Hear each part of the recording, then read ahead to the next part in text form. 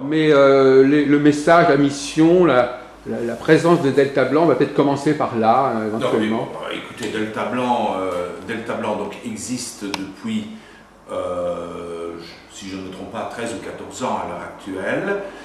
C'était fondé en effet par Esmeralda Bernard, qui est présidente de l'ASBL Delta Blanc, Belgique. J'en suis le secrétaire, je fais un peu office de vice-président, des fois quand elle est absente ou simplement souffrante. Qu'est-ce que c'est Delta Blanc? On prône avant tout une éthique et une déontologie. En deux mots, on refuse qu'on fait de travailler n'importe comment dans les arts divinatoires, que ce soit de la voyance, que ce soit de l'astrologie, que ce soit du tarot. J'estime quand même qu'il y a un minimum de bon sens à avoir. Les voyances par téléphone, on ne fait pas. La carte Visa qui tourne 0900, on ne fait pas. On travaille donc exclusivement sur rendez-vous. On ne travaille jamais par courrier. On reçoit les personnes. Ils savent à l'avance le temps que va mettre plus ou moins une consultation. On ne va pas le dire à 3 minutes près, bien entendu, mais ils savent donc le temps plus ou moins que va mettre une consultation. Ils connaissent le tarif qui va leur être demandé.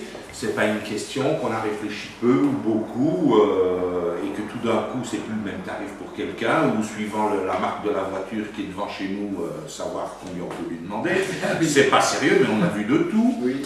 On ne se vante pas de guérir tout, de voir tout, c'est tout, retour d'affection et autres, style travaux occultes.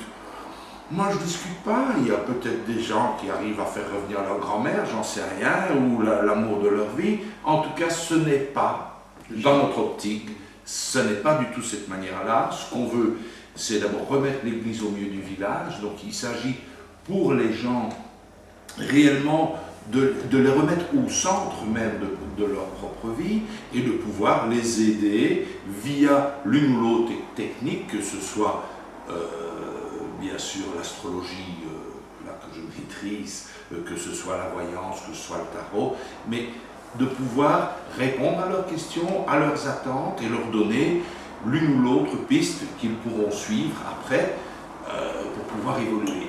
Donc le principe de ça, de cette ASBL, c'est de combattre un petit peu, je vais dire, les charlatans de tout poil.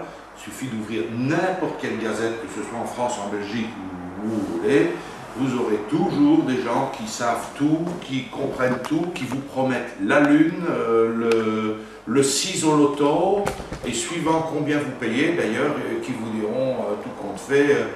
Si vous donnez 100 €, vous pourrez certainement avoir un 5 au loto, mais si vous me donnez 1000 €, vous allez certainement faire le 6 au loto dans le mois qui vient.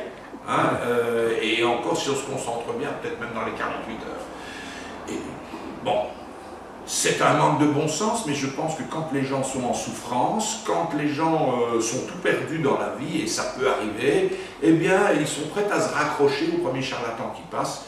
C'est insupportable. Voilà, donc c'est pour ça que dès le départ, quand la SBL a été fondée par Esmeralda, eh bien, directement j'ai emboîté le pas. Et j'ai dit, mais oui, ça correspond exactement à ce que j'ai envie de faire. Moi, je veux bien entendu, faire de l'astrologie, je veux bien aider mon prochain, oui, mais pas leur voler de l'argent. Non, c'est insupportable. Voilà. Donc la SBL, c'est un peu ça. Oui, alors il y a plusieurs questions qui viennent à l'esprit. Récemment, d'ailleurs, le problème s'est posé à nouveau. Bon, alors, premièrement, est-ce que vous entretenez des relations avec l'INAD, l'Institut national des arts divinatoires, qui non. est un peu de structure comparable en France? Non. D'accord. Alors, vous êtes avant tout, parmi toutes ces disciplines qui sont à Delta Blanc, est-ce que la seule discipline qui vous concerne, c'est l'astrologie, ou bien vous avez d'autres disciplines auxquelles vous êtes ouvert? Non, la seule discipline que j'exerce, c'est l'astrologie. Voilà. Je ne dis pas que faire de l'astrologie, ça ne suppose pas avoir un minimum de psychologie. Il ne manquerait plus que ça. Hein, on reçoit des êtres humains, hein, pas un tas de briques. Ça ne demande pas aussi une certaine sensibilité. c'est un fait certain, mais j'utilise l'astrologie que j'enseigne d'ailleurs depuis 16 ou 17 ans. Alors, je vois quand même, bon, parce que moi je vous dis ça parce que actuellement, récemment, il y a eu encore des problèmes en France à ce sujet. Des gens qui disent, voilà, d'un côté, il y a les astrologues qui acquièrent un certain savoir, de l'autre côté, il y a des voyants qui ont des dons, et ça n'est pas du tout la même chose. Et puis entre les deux, il y a des gens qui utilisent des supports plus ou moins mystérieux comme le tarot. Enfin, il y a en quelque sorte 3 grandes catégories, et même 4 si on distingue les médiums des voyants, les voyants ayant comme ça des clichés, et les médiums mettant éventuellement en communication avec un autre monde. Donc il y a quand même 4 familles importantes qui cohabitent plus ou moins bien. Probablement même plus, mais si on s'en réfère au nombre de techniques que vous venez de citer, il est un fait certain que ce qui me paraît bizarre et que je n'arrive pas à m'expliquer, c'est que je peux avoir très bien des personnes qui viennent me consulter en astrologie, je leur explique ce que je vois dans leur thème de naissance, je calcule les progressions, les transits et différentes autres techniques révolution solaire qui me permettent de pouvoir donner une suite logique à leur thème de naissance. Ils ont l'air d'être contents. Ils vont voir par exemple une voyante comme Madame Esmeralda Bernard, 6 mois, 1 an après, qui va leur dire la même chose, ou à peu près la même chose que ce que je leur aurais dit. Oui. Je ne sais pas expliquer comment Esmeralda Bernard, qui est voyante, en arrive aux mêmes conclusions que moi. Tout ce que je peux dire, c'est que c'est pas une fois, c'est des dizaines de fois que je l'ai vu. On dirait que quelque part, les différentes techniques de divination, quelles qu'elles soient, parce que l'astrologie aussi, à partir du moment où vous prédisez l'avenir à quelqu'un, c'est une technique de divination bien sûr, eh bien, on dirait que quelque part, l'ensemble de ces techniques ont tendance à se regrouper, voilà, absolument, à converger. Mais néanmoins, il y a aussi des complémentarités, sinon pas forcément des convergences. Il y a des voyants qui sont astrologues. Hein. Oui, mais enfin, on pourrait penser que l'astrologie va jusqu'à un certain point et que d'autres techniques vont au-delà, donc elles ne se recoupent pas. Oui, tout à fait. Elles se prolongent. Tout à fait. Je prends le cas très simple.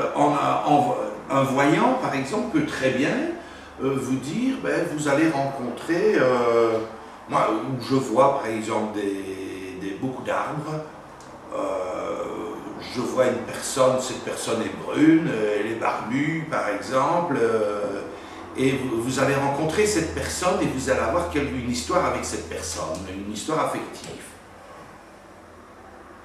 Moi, ça, je ne saurais pas dire ça. J'imagine. Ça, c'est vraiment, typiquement, de la voyance.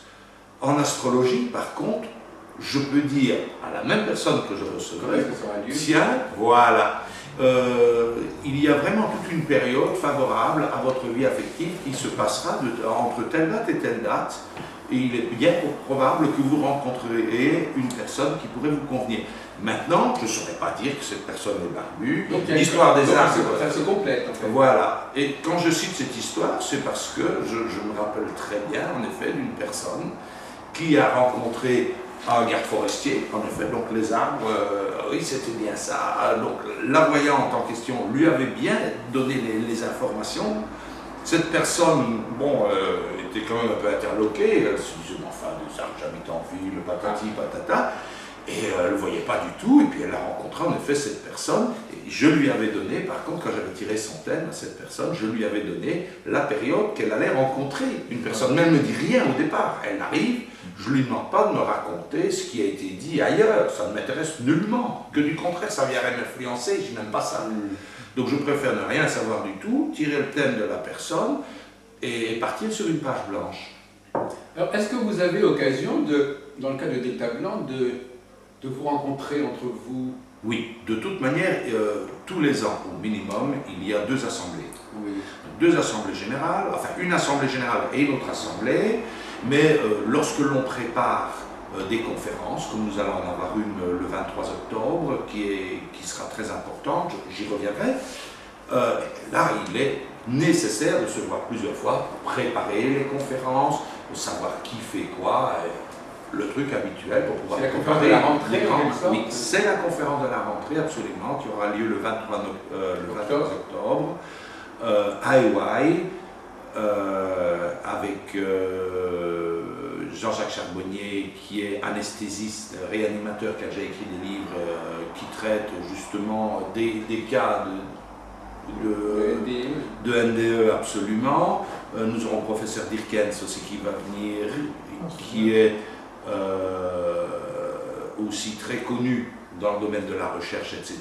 Donc on reçoit donc différents conférenciers. On a bien reçu il y a 2 ans le traducteur francophone du Dalai Lama, Oui.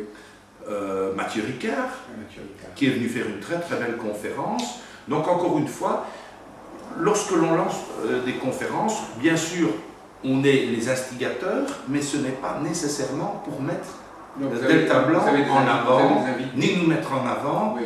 C'est justement parce qu'on estime intéressant que telle ou telle personne vienne un peu expliquer sa discipline, sa manière de voir la vie, etc. etc. Oui, Oui, d'accord. Oui. Mais alors, finalement, c'est une... Bon, moi, je suis allé sur le site, effectivement.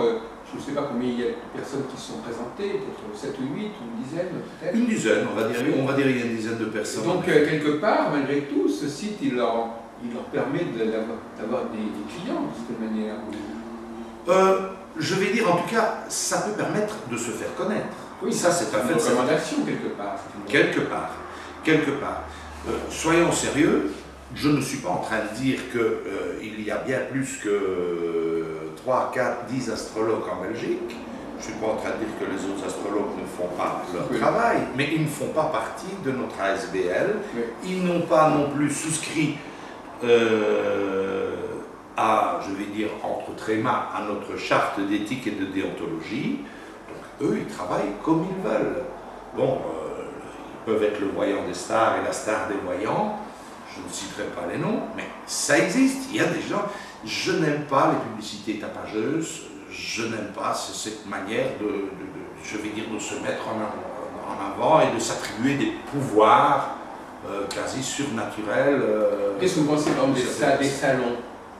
Salons de la voyance, comme ça. Les salons de la voyance. Parapsy en France. De nouveau, bon, je ne dis pas qu'il ne peut pas y avoir des salons de la voyance, mais tout dépend un peu comment c'est fait, où c'est fait. Qu'il y ait, par exemple, un festival de conférences, et j'en ai vu en France, c'est très très bien fait. Là, chaque conférencier a largement suffisamment de temps. On est dans de bonnes conditions. Les gens vont voir la conférence qu'ils ont envie de voir, etc. Je dis bravo. Maintenant, si c'est pour aller parler d'un local où il y a une trentaine de voyants qui sont alignés à un côté de l'autre dans une grande surface commerciale et où vous avez un diffuseur qui fait la publicité pour Dreft Liquide ou pour le jambon beurre, ça ne me paraît pas très intéressant avec un défilé de gens qui toutes les 12-13 minutes, 15 minutes, allez, au revoir monsieur, suivant. Je ne crois pas que c'est bon. Je ne crois pas que c'est bon ni pour la personne qui consulte, ni pour la personne qui devrait transmettre, je vais dire, quelque chose, je ne sais pas, des bonnes conditions. Voilà. Donc moi je n'aime pas ce genre de travail. Est-ce qu'initialement a vocation à valider ou à prouver certaines choses? À prouver l'existence du paranormal, ou à prouver l'existence de... Parce que je crois que par exemple, des gens comme Maud Christen, elle avait cette préoccupation centrale de faire des tests, de faire des expériences qui prouvaient quelque chose. Maud Christen est venue d'ailleurs faire une conférence chez nous à Verviers, il y a quelques années, une très bonne conférence d'ailleurs. Elle a elle-même fondé Delta Blanc France. Pour moi, je ne sais pas dire si c'est une excellente voyante, mais au dire de beaucoup de personnes, c'est une bonne voyante. Mais en dehors de ça, elle cherche à faire vérifier ses talents. Absolument. Elle a des dons de psychométrie très certainement, des dons de voyance très certainement. Ça existe, qu'on le veuille ou qu'on ne le veuille pas. Je regardais encore une émission sur l'Arte il y a 2 ou 3 jours, pas plus, et où, tout compte fait, on admettait dans cette émission de télévision des voyants, même au sein même du FBI, pour retrouver les personnes. Donc, vous savez, il fut une époque où l'hypnose, par exemple, ça n'existait pas aux yeux des cartésiens purs et durs. Jusqu'au jour où on s'est rendu compte qu'on pouvait même opérer les gens sans anesthésie, simplement en les mettant en état hypnotique, je vais dire ça comme ça. Moi, je ne suis pas spécialiste de l'hypnose, mais en attendant, on a dit « Ah ben oui, alors c'est que ça marche ». Ça a été la même chose pour la télépathie. Au début, la télépathie, non, c'est de la bêtise. Et puis à un moment donné, on s'est rendu compte, ah ben si, la télépathie, on a pu prouver que ça fonctionnait.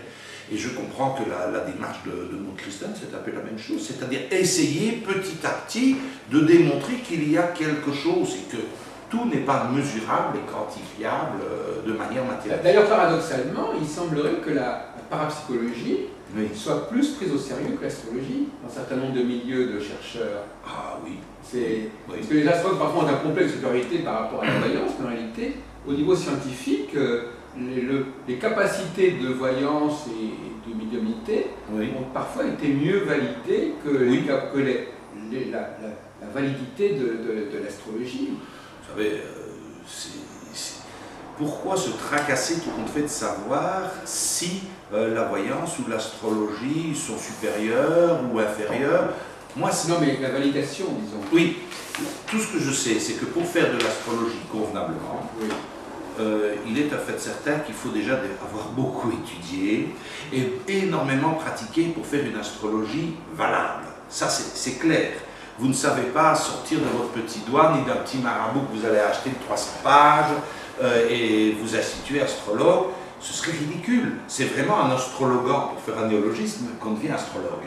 Il n'y a pas photo. Moi, je fais ça depuis des dizaines d'années et je me rends compte, j'enseigne l'astrologie depuis 16 ou 17 ans et je me rends compte que j'apprends encore régulièrement des nouvelles choses dans le domaine de l'astrologie et on peut toujours affiner. Comme on peut affiner son image de l'être. Mais alors, tout à l'heure, vous avez employé le mot charlatan. Oui.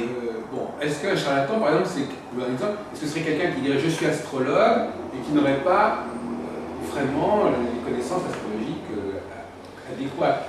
Comment voulez-vous que je le sache? Non, mais je veux dire, est-ce que c'est ça la définition du charlatan, celui qui n'a pas les connaissances qu'il prétend avoir, ou qui n'a pas les pouvoirs qu'il pourrait avoir ou qu'il prétend avoir? Bon. Pouvez-vous préciser un peu plus? Oui, je comprends bien. De toute manière, en astrologie, si c'était uniquement une question pure et dure de savoir, je vais vous dire, alors on ne peut jamais commencer à faire de l'astrologie. Parce qu'au fur et à mesure qu'on fait de l'astrologie, on devient de mieux en mieux. Donc, l'astrologie que je faisais il y a 20 ans, et j'en faisais déjà il y a 20 ans, c'est pas l'astrologie que je fais maintenant, c'est beaucoup plus affiné, c'est beaucoup plus rapide, je rentre beaucoup plus vite dans le vif du sujet, je vois un thème, il ne me faut pas longtemps pour savoir le rôle central que je vais trouver, alors qu'il me fallait beaucoup plus de temps au début pour pouvoir le faire. Donc, moi, je ne vais pas jeter la pierre à quelqu'un qui fait de l'astrologie depuis 2, 3 ans, 4 ans, et qui commence à se lancer. Il faut y aller marrer. C'est comme pour un médecin. Il y a des jeunes médecins, et puis il y a des médecins, je vais dire, qui ont évolué. Donc là, de ce côté-là, maintenant... Donc vous n'êtes pas trop sévère à ce niveau-là? Non. Maintenant, comment voulez-vous? Moi, je ne peux pas commencer à dire telle personne est un excellent astrologue et l'autre ne l'est pas. Il y a des gens le guide Placier par exemple, il y a une dame qui publie ce fameux guide, je suis dedans d'ailleurs. Oui, je vous ai lu d'ailleurs aussi là-dedans en fait. Pas trop mal coté paraît-il. Bon, eh bien, c'est bien, mais je laisse la responsabilité à ces gens-là. Moi, je ne veux pas commencer à juger mes confrères, de savoir si oui ou non leur manière de faire de l'astrologie est la bonne ou n'est pas la bonne. Maintenant, par contre, là où je crie au charlatanisme, c'est à partir du moment où on utilise différentes manières de pouvoir manipuler les gens et de leur extorquer de l'argent. Oui. En 2 mots. Oui, ça devient un critère important. Là, par contre, je suis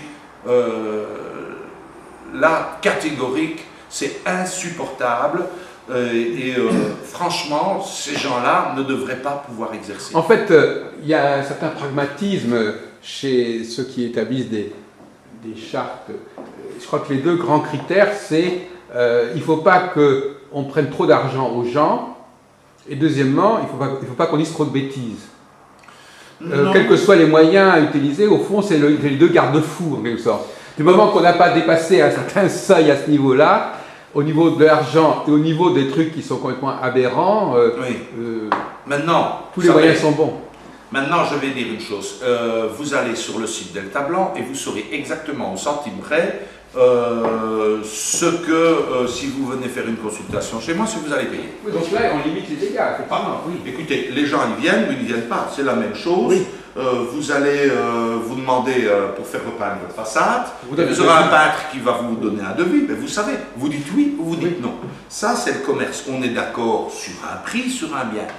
Ce que je trouve parfois aberrant, ce sont des gens qui sont en souffrance, qui vont voir un grand marabout et qui leur dit oui, votre épouse est partie, oui, en effet, en réalité elle a été séduite par un autre, je le sens bien, c'est pas trop difficile à comprendre.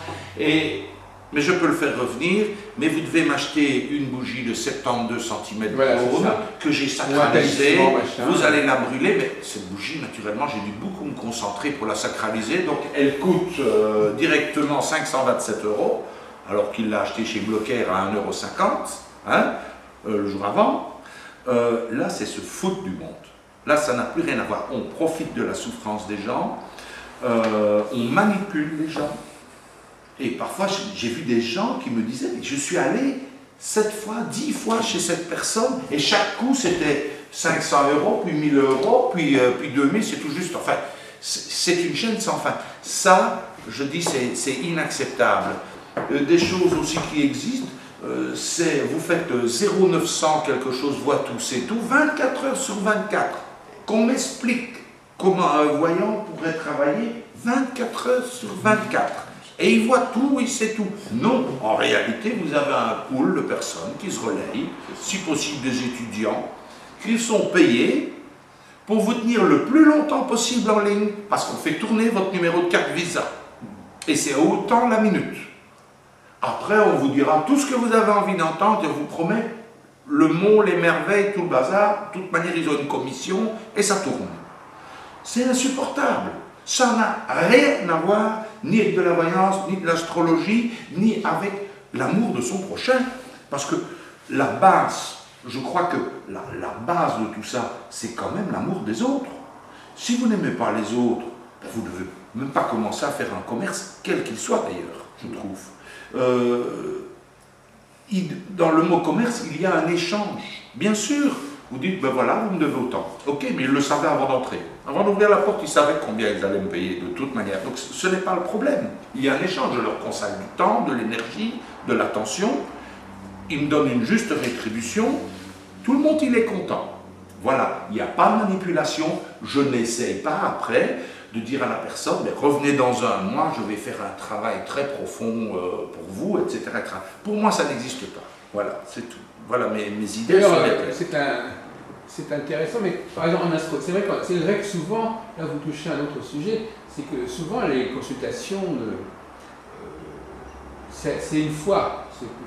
Ce n'est pas tellement une pratique dans ces milieux-là de revoir les gens sur plusieurs fois. Non.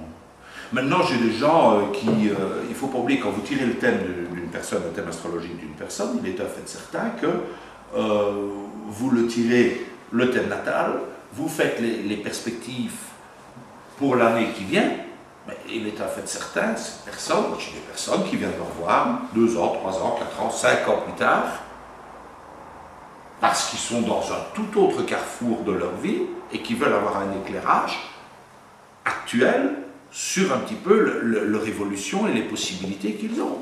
Et ainsi, on peut les conseiller. En effet, vous avez des astrologues qui ont, et j'ai des personnes qui viennent me voir à peu près une fois l'année.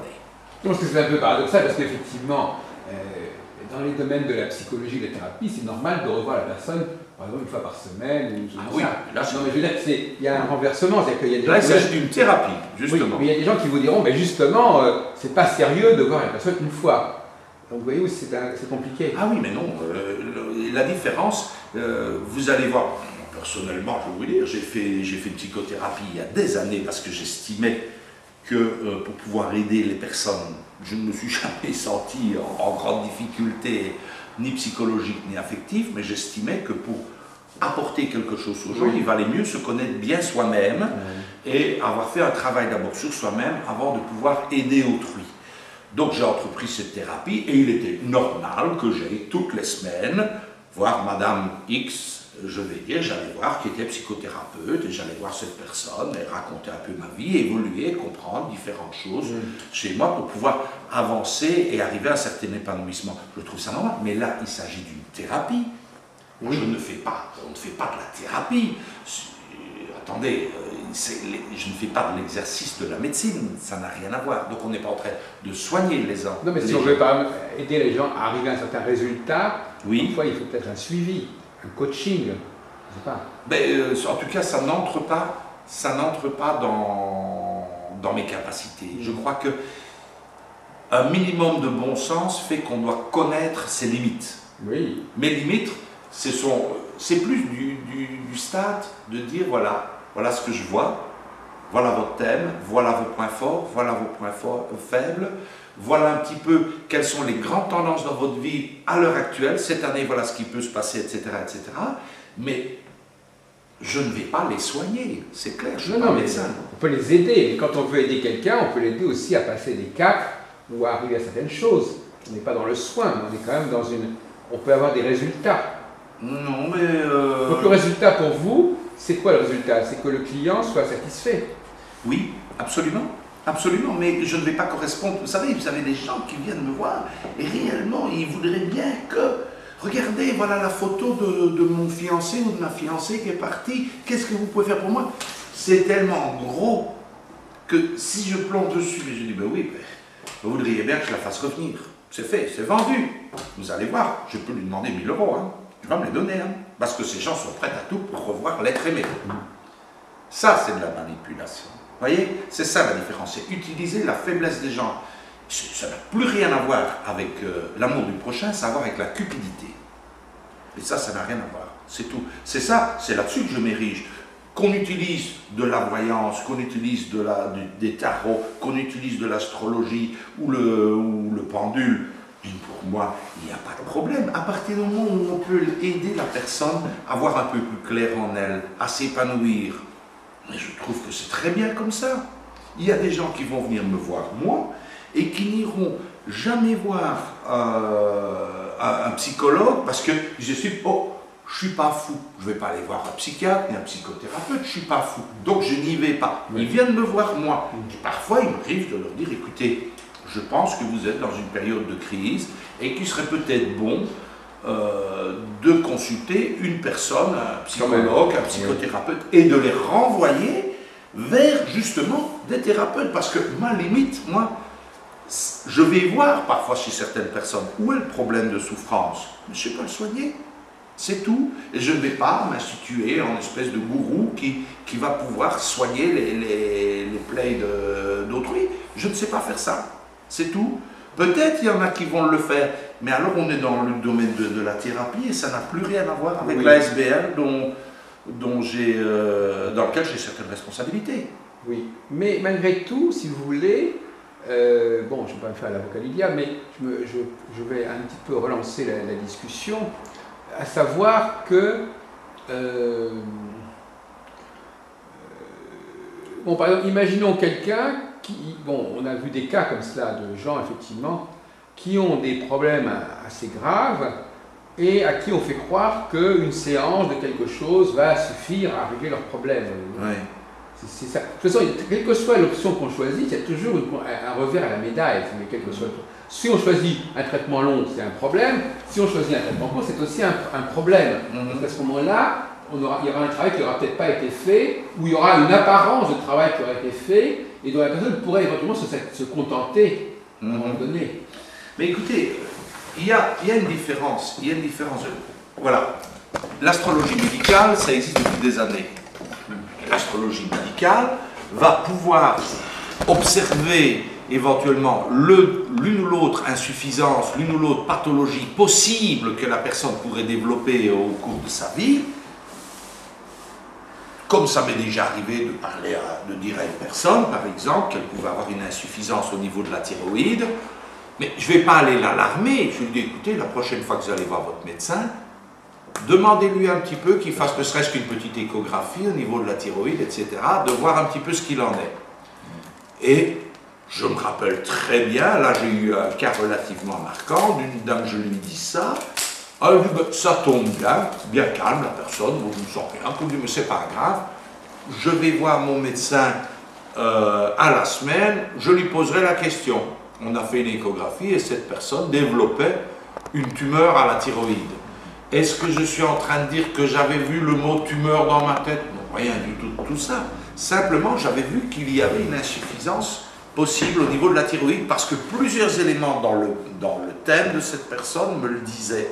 Maintenant, je l'ai renvoyé automatiquement vers son propre médecin. Je ne suis pas là pour la soigner. Non, mais je n'ai pas dit tout voilà, même chose, on peut voir des cas d'insuffisance cardiaque, des problèmes parfois qu'il peut y avoir de crise cardiaque chez certaines personnes, surtout quand il y a plusieurs éléments. Mais alors il faut quand même un minimum de bon sens, poser des questions.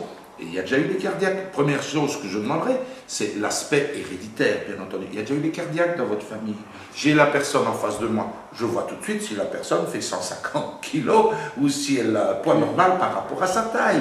Là aussi, bien entendu, on peut se faire une opinion de se dire la morbidité peut être beaucoup plus grande ou pas. Donc il y a différentes choses et automatiquement, si j'ai le moindre doute sur l'une ou l'autre chose, j'en parle à la personne qui vient me consulter et je lui dis, écoutez, je serai vous la prochaine fois que je vais voir mon médecin, je lui demanderai un petit peu de faire un petit check-up et notamment en rapport avec ceci ou avec cela. Voilà. Et ça s'est avéré très souvent exact. C'est tout. Maintenant, encore une fois, j'ai fait des conférences notamment pour le Lions Club du Sartillement, qui est composé, je vais dire, au moins 60% de médecins. J'ai fait une conférence en astrologie, concernant l'astrologie médicale. Donc les gens qui étaient là à la conférence étaient des médecins, des chirurgiens. Et en effet, on a pu décortiquer différents thèmes avec des pathologies parfois très lourdes. Et au départ, donc j'avais demandé à ces personnes qu'elles me donnent des dates de naissance de patients. Bien entendu, sans les noms, sans les prénoms, on comprend bien. Mais le plus juste possible avec les heures de naissance, parce qu'il me fallait le tout. Et on les a tirés, j'aurais dit, voilà, moi dans mon cas, je vois tel problème, des problèmes cardiaques, des problèmes rénaux, des problèmes thyroïdiens, différents problèmes qu'il peut y avoir donc, dans différents thèmes. Et on a pu remarquer une chose, c'est que la plupart du temps, ça s'avérait juste, ils ont dit, ben oui, en effet, je soigne tel patient pour ceci ou cela, etc. Alors est-ce que vous ne pensez pas qu'il serait préférable, au fond, que ce soit les médecins eux-mêmes qui soient initiés à l'astrologie? Ça simplifierait les choses. Encore faudrait-il d'abord qu'ils s'y intéressent. Ah oui, non mais... Pourquoi est-ce que les astrologues ne diraient pas médecins?